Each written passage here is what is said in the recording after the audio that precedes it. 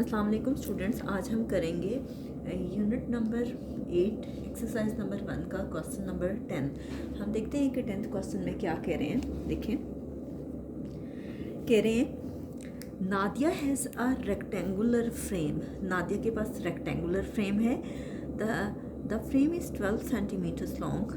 उसके कितनी लेंथ है उसकी? 12 सेंटीमीटर एंड 8 सेंटीमीटर्स वाइड, और उसकी विड्थ कितनी है? 8 centimetre. Nadia wants to put a ribbon around the frame.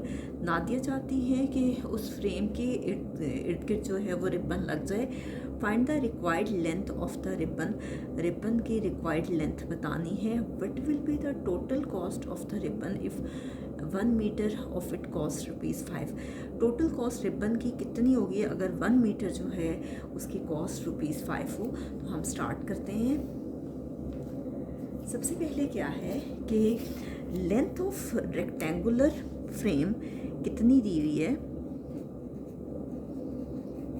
Length of rectangular frame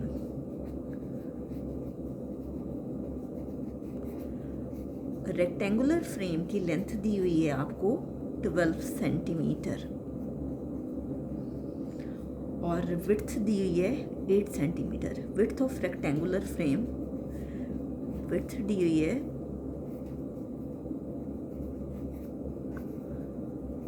frame equal to 8 centimetre. अब देखिए, सपोज कि ये आपके पास रेक्टेंगुलर फ्रेम है। सपोज अब वो कहते हैं कि नादिया चाहती है, सपोज कि ये एक फ्रेम है। अब नादिया क्या चाह रही है कि इस फ्रेम के इर्द गिर्द रिबन लगे। सपोज कि रिबन वो यहाँ से लगाना शुरू करती है, यहाँ से लगाना शुरू करती है, फिर ये भी, यहाँ से भी, और फाइनली रिबन यहाँ तक लगता है। ठीक है, अब यहाँ से लेके ये सारी जो है वो लेंथ आपको फाइंड करनी है। तो असल में जब आप एक जगह से स्टार्ट कर रहे हो और उसी जगह पे आके एंड कर रहे हो किसी भी रेक्टेंगल या स्क्वायर पे, तो वो आपके पास उसका पेरीमीटर कहलाता है। तो असल में जो लेंथ ऑफ रिबन है वो असल में उसका पेरीमीटर है। तो हमें वो कह रहे हैं कि लेंथ ऑफ रिबन फाइंड करें। तो ये लेंथ जो है ये है आपके पास पेरीमीटर ऑफ रिबन। तो देखिए क्या फॉर्मूला है, 2 into length plus width. Length दी हुई है आपको 12 सेंटीमीटर और विड्थ दी हुई है 8 सेंटीमीटर।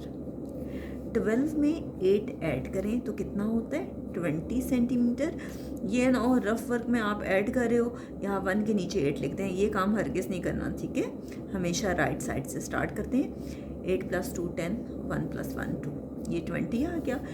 2 को 20 से मल्टीप्लाई करेंगे, 20 को 2 से मल्टीप्लाई करें तो ये आपके पास आ रहा है 40 सेंटीमीटर। ये आपके पास ए पार्ट सॉल्व हो गया। नेक्स्ट जी स्टूडेंट्स, अब हम करते हैं बी पार्ट। बी पार्ट में कह रहे हैं कि 1 मीटर रिबन की कॉस्ट है, 1 मीटर रिबन की कीमत है ₹5। कहते हैं 40 सेंटीमीटर रिबन की कॉस्ट क्या होगी। अब देखिए, यहाँ 1 मीटर दिया हुआ है और यहाँ सेंटीमीटर हमारे पास आंसर में आया हुआ है। तो हम पहले तो सेंटीमीटर को मीटर में कन्वर्ट करेंगे, तब हमारे पास इसका आंसर आएगा। तो सबसे पहले आप क्या करें कि 40 सेंटीमीटर को मीटर में कन्वर्ट करें। तो इसके लिए आपको याद रखना होगा कि 1 सेंटीमीटर इक्वल है 1/100 मीटर के। तो 40 सेंटीमीटर को मीटर में कन्वर्ट करने के लिए 40/100 करेंगे, 0 0 से कैंसिल हो गया। ये आ गया 4/10 मीटर, और 4 को 10 पे डिवाइड करेंगे तो ये 0.4 मीटर आता है। मैं रफ वर्क में आपको करके दिखा देती हूँ।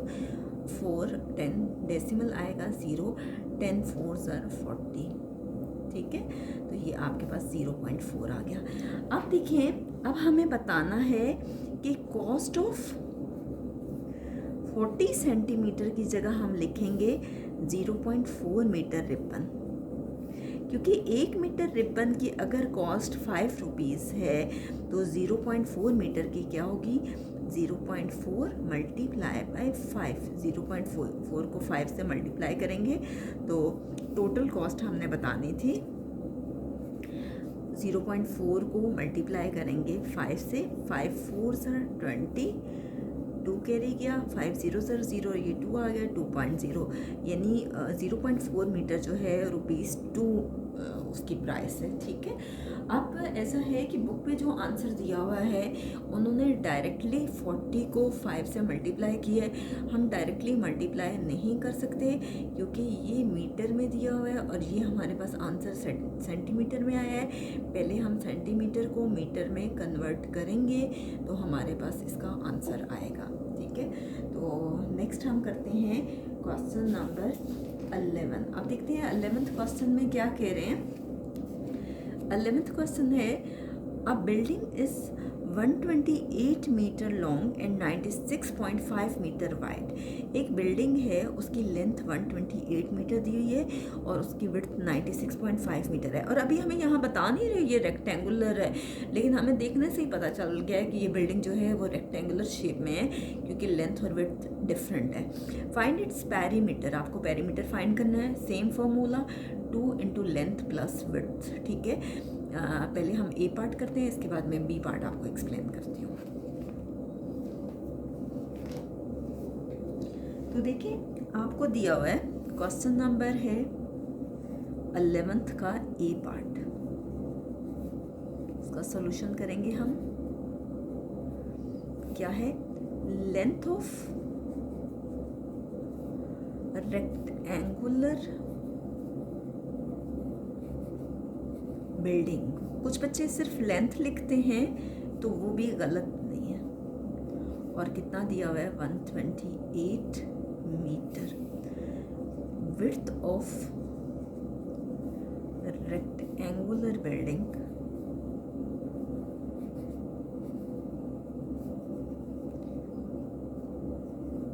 विड्थ दी हुई है आपको 96.5 मीटर। तो आपको फाइंड करना है perimeter of rectangular building. A part में आपसे यही कह रहे हैं कि find its perimeter of rectangular building.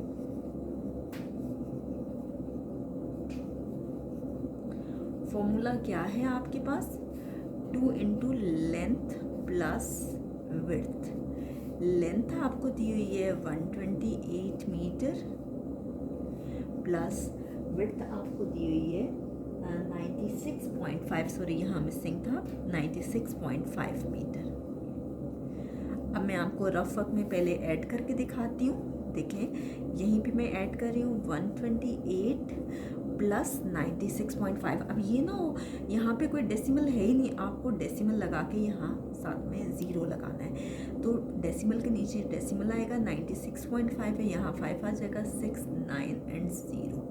इसको हम ऐड करते हैं, ये आ गया 5, 8 + 6 14, 1 कैरी गया, 9 + 2 11, 11 + 1 12, 1 कैरी गया 1 और 1 आपके पास 2 आ गया। ये आ गया 224.5 मीटर। अब 2 मल्टीप्लाई हो रहा है 224.5 से। 224.5 को मल्टीप्लाई करें 2 से, 2 5 10, 1 कैरी गया, 2 4 8 और 1 9, 2 2 4, 2 2 4, ये आपके पास 449.0 है। पॉइंट के बाद डेसिमल के बाद 0 है, बेशक वो ना डालें आप। तो यहाँ तक ये कंप्लीट हो गया है। आपने देखा, आपने नोटिस किया होगा कि फर्स्ट डिजिट के बाद पॉइंट है, तो मैंने फर्स्ट डिजिट के बाद यहाँ पॉइंट लगाया है। ठीक है, तो ये ए पार्ट आपके पास सॉल्व हो गया। नेक्स्ट आपको मैं पहले बी पार्ट एक्सप्लेन करती हूँ और फिर मैं आपको सॉल्व करवाती हूँ। नेक्स्ट है आपके पास बी पार्ट, और बी पार्ट में कह रहे हैं find the total cost required for the construction of a boundary wall around the building. कहते हैं कि टोटल खर्च कितना आएगा अगर एक वॉल कंस्ट्रक्ट की जाती है उस बिल्डिंग के इर्द गिर्द। तो कहते हैं if the rate of construction of a wall is ₹470 पर मीटर, अगर उस दीवार पे जो कंस्ट्रक्शन है उस पर जो खर्च आ रहा है वो पर मीटर कितना आ रहा है, ₹470। तो हम देखते हैं कि इसका सोल्यूशन कैसे होगा। कि पेरीमीटर ऑफ रेक्टेंगुलर बिल्डिंग दिया हुआ है 449 मीटर, ठीक है। तो रेट ऑफ कंस्ट्रक्टिंग, रेट कितना दिया हुआ है,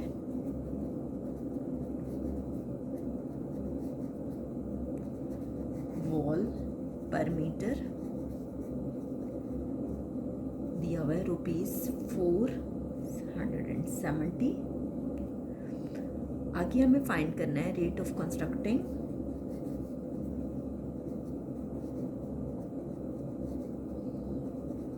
वॉल ₹470 पर मीटर,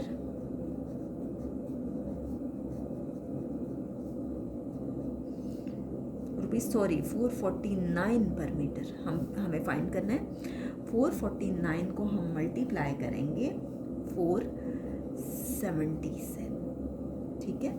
449 को 470 से, तो इसको मल्टीप्लाई करके मैं आपको पहले भी सिखा चुकी हूँ, अगर ज़ीरो हो तो पहले ही वो लगा दें, ठीक है। अब हम 449 को 47 से मल्टीप्लाई करेंगे।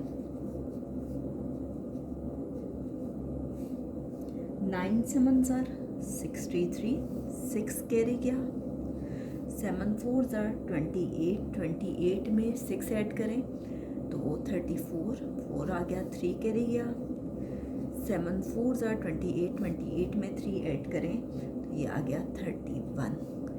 टेंथ प्लेस पे 0 लगा दें। 9 4 36, 6 आ गया, 3 कैरी गया, 4 4 16, 16 में 3 ऐड करें 19, 1 कैरी गया, 4 4 16 + 1 ये आ गया 17। अब इन सबको हम प्लस कर लेते हैं। 3 6 + 4 10, 1 कैरी गया, 9 और 1 10, 10 और 1 11, 1 कैरी गया, 7 + 3 10, 10 + 1 11, 1 कैरी गया, 1 और 1 2, ये क्या आ गया 2 1 1 0 3 0, ठीक है। तो यहाँ तक आपकी एक्सरसाइज नंबर 1 कंप्लीट हो गई है। नेक्स्ट वीडियो में इंशाल्लाह हम इसी यूनिट की एक्सरसाइज नंबर 2 स्टार्ट लेंगे।